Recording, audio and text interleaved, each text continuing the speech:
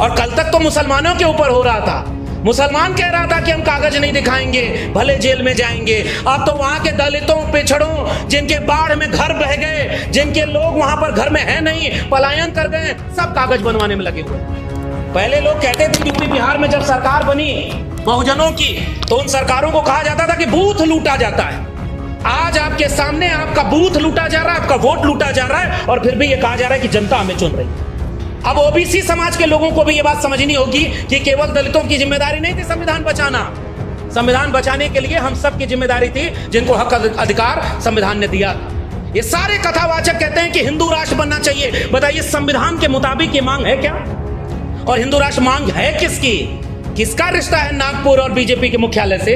इसका मतलब तुम धर्म का काम नहीं कर रहे, तुम पॉलिटिकल पार्टी के एजेंट हो, तुम धर्म के लिबास में उनके लिए राजनीतिक एजेंडा चला रहे हो और उनके लिए वोट मांगने का जुगाड़ कर रहे हो। और नागपुर की परिभाषा में संविधान सबसे बड़ी बाधा है, और उनके छोट भैया जो कथावाचक घूमते रहते हैं, अजीब अजीब कहानी सुनाते हैं और टेलीविजन चैनल वाले बुला करके पाखंड फैला रहे हैं। और उसको एक नेता ने, उत्तर प्रदेश के नेता ने कहा कृष्ण का नाम बता दो, वो आए बाएं करने लगा और कथा कृष्ण की सुनाता है। दुनिया chat GTP, deep seek, robotics में जा रही है। टेस्ला बिना ड्राइवर के गाड़ी चला रहा है और हमारे यहाँ टेलीविजन पर बैठकर एक आदमी मंत्र से नारियल उड़ा रहा है। और जब शिक्षा बर्बाद हो रही है तो आज उसका रिजल्ट सामने दिखने लगा। उत्तर प्रदेश का मुख्यमंत्री 27,000 से ज्यादा सरकारी स्कूल बंद करवाने पर लगा है और 27,000 से ज्यादा कंपोजिट ठेका की दुकान खुलवा रहा है, ताकि देसी दारू और अंग्रेजी दारू भी एक ही दुकान पे मिलेगी और आपके गांव में दारू की दुकान रहेगी, लेकिन आपके गांव में सरकारी स्कूल नहीं रहेगा। मैं तो हिम्मत की दाद देता हूं, आप दिल्ली में हैं तो यूपी के मुख्यमंत्री की फोटो लगा करके पोस्टर लगा दिए, यूपी में लगा कर दिखाइए, अगले दिन बुलडोजर यहाँ खड़ा न दिख जाए तो कहिए नहीं।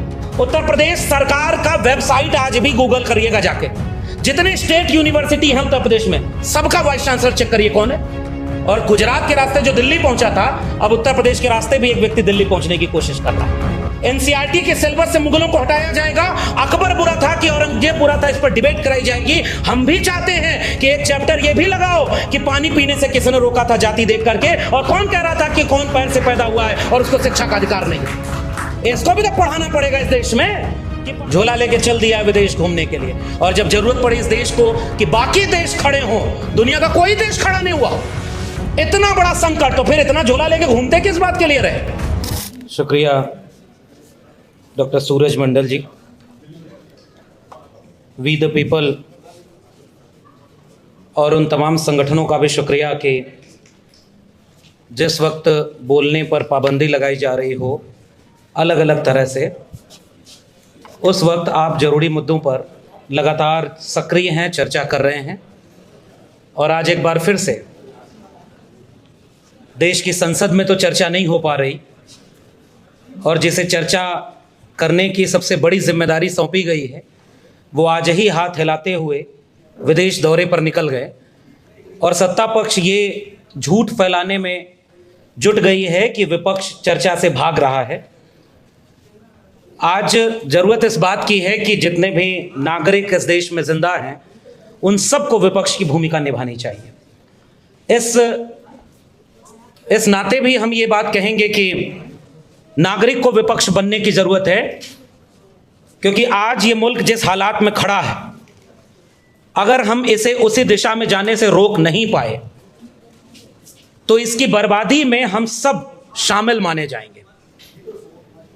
और इसकी सबसे बड़ी मिसाल यह है कि वी द पीपल और ये तमाम जो वैचारिक विषय रखे गए हैं, इनका मूल है भारत का संविधान। इस देश में आज भी, दुनिया में ऐसा देश शायद कोई दूसरा नहीं होगा जिसमें उस देश के संविधान के विरोधी लोग भी डंके की चोट पर ये बोलते हों कि हम इस देश के संविधान में पूरा यकीन नहीं रखते, हम इस देश के संविधान को बदलना चाहते हैं। और शायद ऐसा उदाहरण देश में और दूसरा कहीं है ही नहीं कि लोकसभा का चुनाव भी कोई दल ये कहते हुए लड़ ले और उन्हीं के लोग ये कहते हो खुलेआम कि अब की बार 400 पार, क्योंकि संविधान बदलना है। दुनिया में दूसरा उदाहरण आपको ऐसा कोई नहीं मिलेगा। जिस दिन इस देश के संविधान को अंगीकृत, अधिनियमित और आत्मार्पित किया गया, उसके 3-4 दिन बाद उसी ताकतों ने, उसी विचारधारा के लोगों ने उस संविधान का विरोध किया था, उसके खिलाफ लिखा था। और बाबा साहब डॉक्टर भीमराव अंबेडकर जिनकी अगुवाई में यह संविधान बना था। आप कल्पना करिए कि उनके कद को छोटा करने के लिए अब किसी और को संविधान निर्माता बनाने की साजिश रची जा रही। क्या उस पार्टी के किसी भी ऐसे नेता ने माफी मांगी जिसने कहा था कि अब की बार 400 पार तक के संविधान में बदलाव लाएं? इसी दिल्ली के जंतर मंतर पर खुलेआम संविधान की प्रतियों को जलाने वालों ने माफी मांगी या उनको कोई सजा मिली? अब इसी देश में एक ऐसा संगठन जो नागपुर का है, उसके सबसे दूसरे नंबर के प्रमुख व्यक्ति कहते हैं कि इस देश के संविधान की प्रस्तावना में सोशलिज्म और सेकुलरिज्म जो दो शब्द है, समाजवाद और पंथ निरपेक्षता, इन दोनों शब्दों को बदल देना चाहिए। आप उस संविधान से समाजवाद शब्द को बदल सकते हो, लेकिन जिस संविधान के हर एक हर्फ में, हर एक लफ्ज में, हर एक पन्ने पर समाजवादी विचार ही हो, उसे कैसे निकालोगे? समाजवाद कहता है कि 100 से कम न 1000 से ज्यादा, समाजवाद का यही तकाजा। मिटे गरीबी और अमीरी, मिटे चाकरी और मजबूरी, दो बातें हैं मोटी मोटी, सबको इज्जत सबको रोटी। और यही इस देश की बुनियाद में, संघर्षों की बुनियाद में, जो भी आखिरी व्यक्ति के ताकत की, हक हुकूक की, अधिकार की, सम्मान की बात करता है, वो अपने मिजाज में समाजवादी ही तो है। और आप कहते हो कि देश के संविधान की प्रस्तावना से समाजवाद शब्द हटा देना है। क्या क्या हटाएंगे आप? कल वो जिलों के नाम बदल रहे थे, आज वो योजनाओं के नाम बदलते हैं, और अब वो कहां खड़े हैं इस बात का उदाहरण हमारे सामने। और जहां से मैंने बात शुरू की थी कि स्पेशल SIR कर रहे हैं, विशेष गहन पुनरीक्षण, और जिस वोट के अधिकार को बाबा साहब डॉक्टर अंबेडकर ने हर एक व्यक्ति को देकर संविधान को आखिरी व्यक्ति के अधिकार तक पहुंचा दिया था, अब उस अधिकार पर खतरा मंडरा रहा है। और खतरा क्या, मैं ये कहूं कि वो आपके अधिकार हाथ से छीन लिए जाएंगे। कुछ ही दिनों की देर है, क्योंकि आज ही यह तय होना है कि अगर आप अपने वोट के अधिकार को महफूज नहीं रख सकते, तो फिर संविधान को कितना देर महफूज रखेंगे? आज विषय में लिखा भी गया है कि आज ईवीएम से चुनाव। अब ईवीएम का मसला तो छोड़िए, मुझे आज भी याद है बहुत सारे लोग ईवीएम पर बोलते हैं, सामाजिक संगठन ज्यादा बोलते हैं, लड़ते हैं, काम करते हैं, लेकिन चुनाव हारने के बाद अमूमन नेता बोलते हैं। जब वो चुनाव जीत रहे होते हैं तब नहीं बोलते या कम बोलते हैं। और मैंने ये पहली बार देखा 2024 के चुनाव के बाद कि जब उत्तर प्रदेश से समाजवादियों ने 43 सीटों पर बीजेपी को हराया। अगर वो ना हराए होते तो SIR की जरूरत नहीं होती, सीधे आपसे वोटिंग राइट छीनने के और भी तरीके उनके पास हैं। ये तो हारने के बाद स्थिति है। और उस दिन सपा के राष्ट्रीय अध्यक्ष ने संसद में ऑन द रिकॉर्ड बोला था कि अगर मैं 80 की 80 सीटें भी जीत जाऊं तब भी ईवीएम पर मुझे यकीन नहीं है, हम अगर इसी से जीतेंगे तो भी इसे हटाने का काम करेंगे। मुझे लग रहा है ये सबसे जरूरी मसला था। आप चुनाव जीत जाएं तब ईवीएम सही है, आप चुनाव हार गए तो ईवीएम खराब है, इस पर बाकी लोगों का भी यकीन नहीं होता।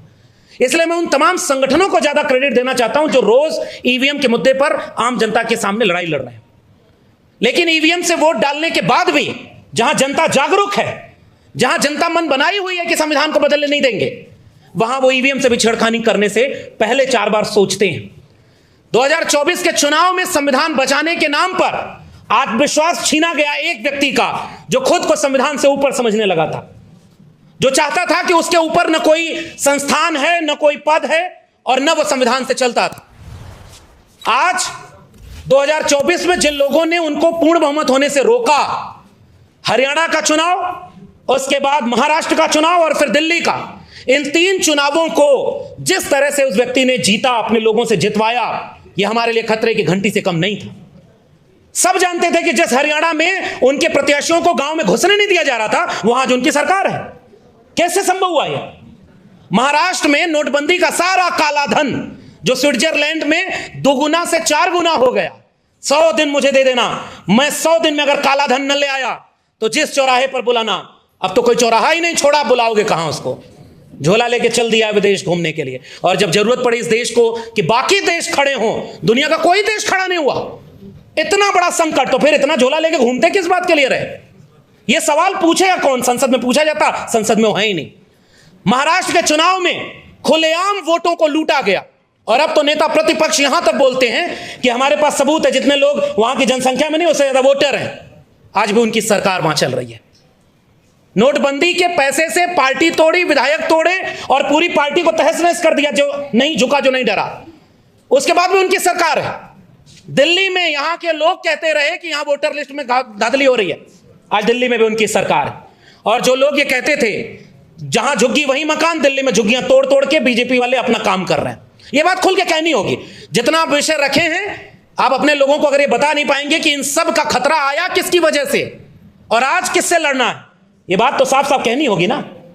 और इन 3 राज्यों में चुनाव जीतने के बाद बिहार में उन्होंने ऐसी प्रक्रिया ले दी है कि गरीब, कमजोर, मजलूम और खासकर दलित, पिछड़े लोगों के अब वोटिंग राइट भी उनसे छीने जाने की कोशिश की जा रही है।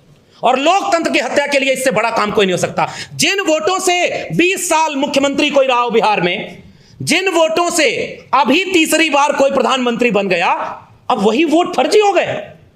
उन्हीं वोटों को अब विदेशी बताया जा रहा है। तो पहले इस्तीफा तो अपना देना चाहिए कि मुख्यमंत्री और प्रधानमंत्री बिहार की 31 सीटें जीते हुए हैं, वो सारी सीटों को हटा दो, क्योंकि वहां तो फर्जी लोगों ने वोट डाला है। अब आप सोचिए 2025 में देश खड़ा कहां है। आप उनके झूठ पर भी पब्लिक में कोई डिबेट हो तो बता दीजिए, इंटेलेक्चुअल्स में कोई डिबेट हो तो बता दीजिए। जो बोल रहा है वो कितने थोड़े से लोग बचे हैं, वो इस तरह के गैदरिंग में अपने ही लोगों को समझाते हैं। कुछ हमारे यूट्यूबर साथी हैं, क्योंकि वहां टेलीविजन पर तो बैठा के दिखाया जा रहा है, वहां कोई मुद्दा नहीं है। वहां मुद्दा यह है कि कोई फर्जी कथावाचक कैसे, पाखंडी कथावाचक भी कैसे विद्वान और धार्मिक व्यक्ति बन जाएगा। फूल बरसाने वाले मुख्यमंत्री पर डिबेट होगी। उनकी डिबेट में यह दम नहीं है कि वो ये बात सवाल के साथ करें कि चंद महीने बाद जहां राज्य में चुनाव है, वहां आप कैसे इस तरह की प्रक्रिया कर रहे हो कि लाखों लाख लोग वोट से बाहर जा रहे हैं। और उन तमाम तरह की साजिशों में केवल विपक्ष बोल रहा है। बिहार में आज क्या हुआ विधानसभा में, अगर आपको न पता हो तो जाकर देखिएगा। वहां सत्ताधारी दल के लोगों ने चर्चा नहीं होने दिया, और कोई अखबार इस तरह की खबर अब नहीं छापेगा। तो ये वोटिंग अधिकार ही नहीं रहेगा, तो ईवीएम से चुनाव कराओ या बैलेट पेपर से।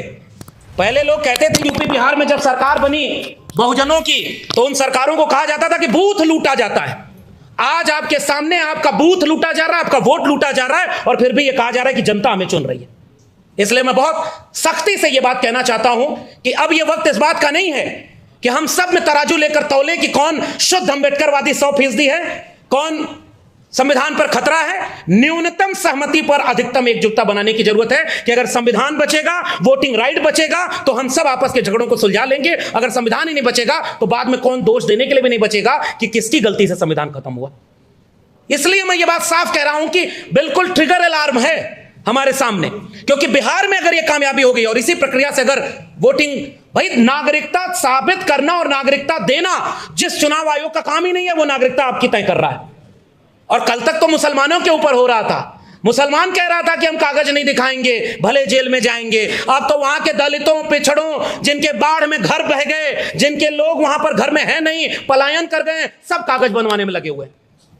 नंबर तो सबका आएगा साहब, यही बात तो हम लोग इतने सालों से कहते रहे और उसका खामियाजा भुगतते रहे। जलते घर को देखने वालों, फूस का छप्पर आपका है, आग के पीछे तेज हवा है, आगे मुकद्दर आपका है। और उनके कत्ल पे मैं भी चुप था, मेरा नंबर अब आया, और मेरे कत्ल पे आप भी चुप हो, अगला नंबर आपका है। देखो आपका नंबर आ गया।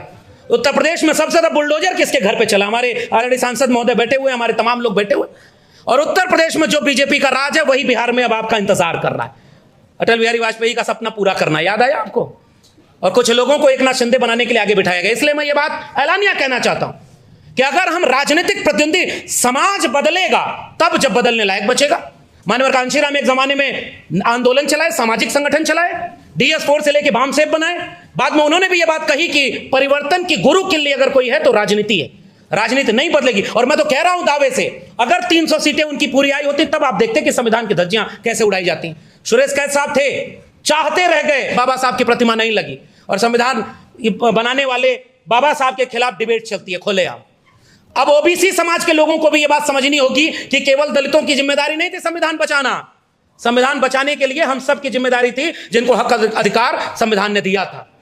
कथावाचक चले गए यादव, 2 यादव और 1 कठेरिया समाज के।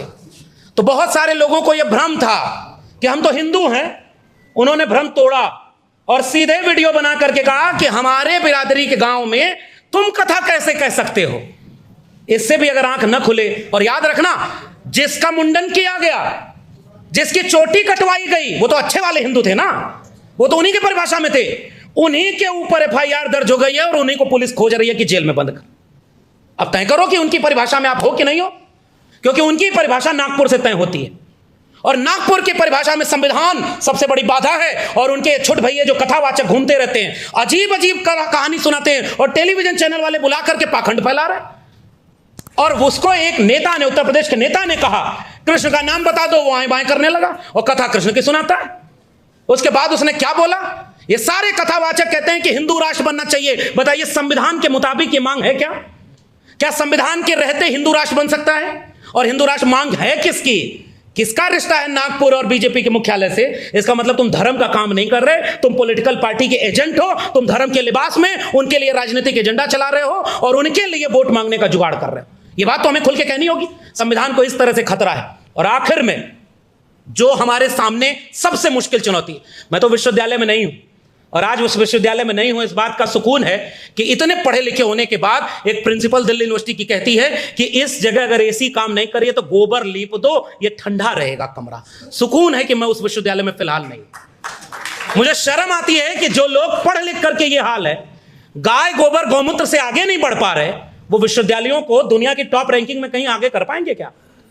तुम यहां बर्बाद कर दिए शिक्षा व्यवस्था को।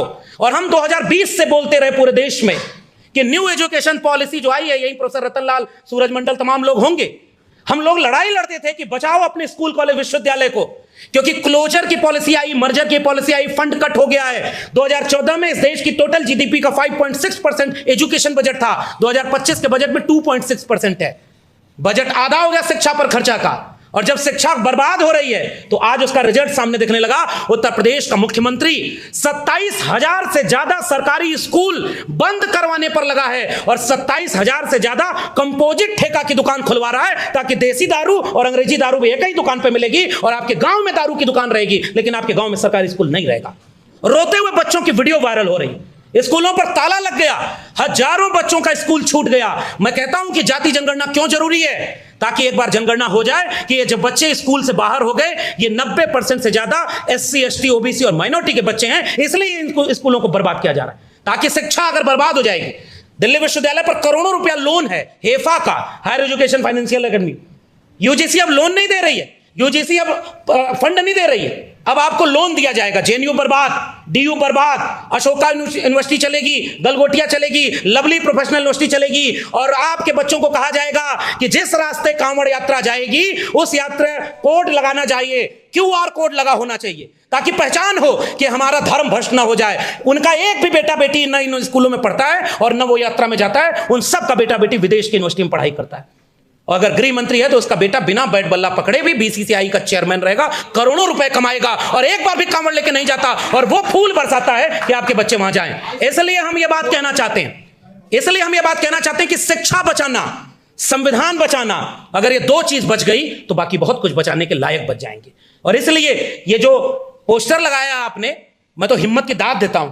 आप दिल्ली में हैं तो यूपी के मुख्यमंत्री की फोटो लगा करके पोस्टर लगा दिए, यूपी में लगा कर दिखाइए, अगले दिन बुलडोजर यहां खड़ा न दिख जाए तो कहिएगा। उत्तर प्रदेश में सबसे ज्यादा जेलों में बंद दलित, पिछड़े, आदिवासी लोग हैं। आदिवासी तो वहां कम है, फिर भी आप जाकर देखिए उत्तर प्रदेश में आप एक आंदोलन नहीं कर सकते, आपके ऊपर इतने मुकदमे हो जाएंगे कि आप जेल में जाने के लिए बचते फिरेंगे। फेक इनकाउंटर होगा, जितना बर्बाद आपको राज हो सकता है उसका नमूना वहां उत्तर प्रदेश में है। और गुजरात के रास्ते जो दिल्ली पहुंचा था, अब उत्तर प्रदेश के रास्ते भी एक व्यक्ति दिल्ली पहुंचने की कोशिश कर रहा है। और इसलिए हमारी लड़ाई इस बात की नहीं है कि हमारा संगठन बच जाए या हमारी नौकरी बच जाए।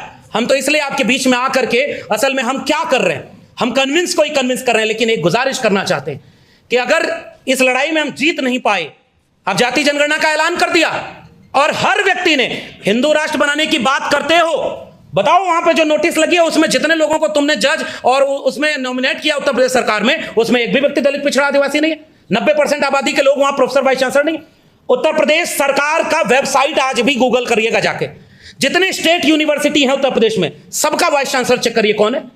उत्तर प्रदेश में पिछली सरकार थी तो उसको बदनाम कर दिया कि 86 में 46 SDM यादव बन गए, आज तक उसका आंकड़ा नहीं है। जैसे किसी भी सिलेबस कितना भी चेंज किया जाए, याद रखना NCERT के सिलेबस से मुगलों को हटाया जाएगा, अकबर बुरा था कि औरंगजेब बुरा था, इस पर डिबेट कराई जाएगी। हम भी चाहते हैं कि एक चैप्टर ये भी लगाओ कि पानी पीने से किसने रोका था जाति देख करके, और कौन कह रहा था कि कौन पैर से पैदा हुआ है और उसको शिक्षा का अधिकार नहीं है। इसको भी तो पढ़ाना पड़ेगा इस देश में कि पानी पीने के लिए लड़ना पड़ा। और यह बात कहना पड़ेगा कि आज भी जाति जनगणना का विरोध कौन कर रहा है? जो हिंदू राष्ट्र का समर्थन करता है। जो हिंदू राष्ट्र का समर्थन करता है उसके महबूब नेता कौन है? 56 इंच वाले।